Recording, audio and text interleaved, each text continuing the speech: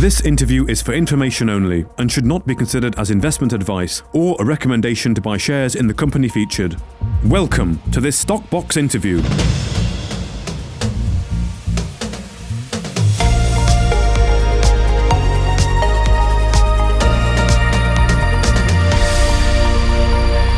Well, we're joined today by Aiden Keegan, the CEO of Cook's Coffee Company, to discuss their recent trading update and their impressive growth. Well, thank you very much for joining us, Aiden. How are you? I'm very good, thanks, Mark, and thanks for having me on again. Much appreciated.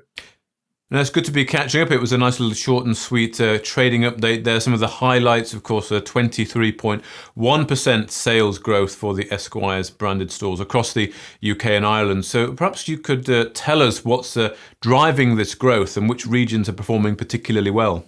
Yeah, well, I think it's sort of growing well across all of the regions, but I think to be fair, the predominant growth has been across the UK, where we've experienced over 32% growth in that same time. That's really driving it, and I think if in summary, the way I kind of look at it is, having been through a recession or two in this industry, is when there's a squeeze on disposable income. My sort of analogy is you may not be able to change your car, but you can still afford those little treats. So like our transaction numbers are up, and our overall sales are up, and that sort of speaks to that, really. I mean, you can still afford a $5 or a $10 or whatever it is for your little treat with your friend, on a weekly basis or perhaps more often. So that seems to be what's driving it. We're certainly seeing it in terms of the repeat business as well. So yeah, very positive. We're very pleased. It was probably a little bit better than we expected, to be honest, but all good. Okay. Good. And of course, you also expanded with 9 new stores in the financial year, and you said you had a strong pipeline for more. So what's the strategy behind this expansion? Where can we perhaps expect to see some new locations popping up? Well, we've got quite a number coming in the sort of general southeast, east of England region between now and the end of the year. We're also expecting to open a couple sort of in that area between where England meets Wales on the M4 corridor type of thing, around there. And we've got a unit in Congleton just south of Manchester as well that's in the pipeline. And we've also got a couple of little irons in the fire that we just can't discuss at this point in time. I guess growth, brings its own growth as well, where we have our own franchisees, incumbent franchisees putting their hands up for number 2 or number 3 as well. So yeah, I mean, broadly speaking, very positive for us at the moment. Okay, and is there a particular strategy that you're following to continue, just continue as things are? Yeah, continue. I mean, we sort of our thoughts on things are evolution, not revolution. We sort of just keep honing the business model, speaking with suppliers, so to make sure that the business model for franchisees works. If it works for them, then it comes all the way through, or up or down to us, whichever way you choose to look at it.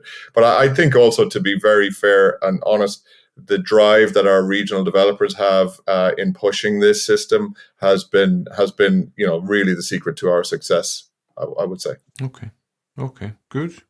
Well, of course, with the financial year 2024 already setting records there, what are your main priorities for the remainder of this year as we enter Q4? Well, another few weeks to go till we get there, but what's the sort of priorities, and what should investors and people be looking forward to seeing from the company? Yeah, well, I think the run rates that we've experienced through the summer have been, again, a little bit more positive than we had expected, which is really good. Generally speaking, the way the year goes, you probably see a little lull beyond the schools reopening, and then sort of a charge towards Christmas, and that's generally how we see the year running. And that's into Q4, and of course Q1 calendar is Q4 for us. So generally speaking, within that then as well, January is never quite as bad as you expect, but February is probably the worst month of the year. Having said that, my philosophy is that it's a 52-week year. You take the good with the bad, and that you watch trends rather than trends over years rather than week to week, as it were. Sure. Well, thank you very much, Aiden. It's great to hear about Cook's Coffee, the continued growth here, and I look forward to seeing how the rest of the year unfolds. That's great, Mark. Thanks a million for your time. Really appreciate it. If you enjoyed this interview, then give us a thumbs up, a like or a retweet. subscribe to us on YouTube or follow us on Twitter and hit that notification bell to be the first to know when we release new content. There's loads of great content on our website too, across all our programmes at stockboxmedia.com. Thank you for watching.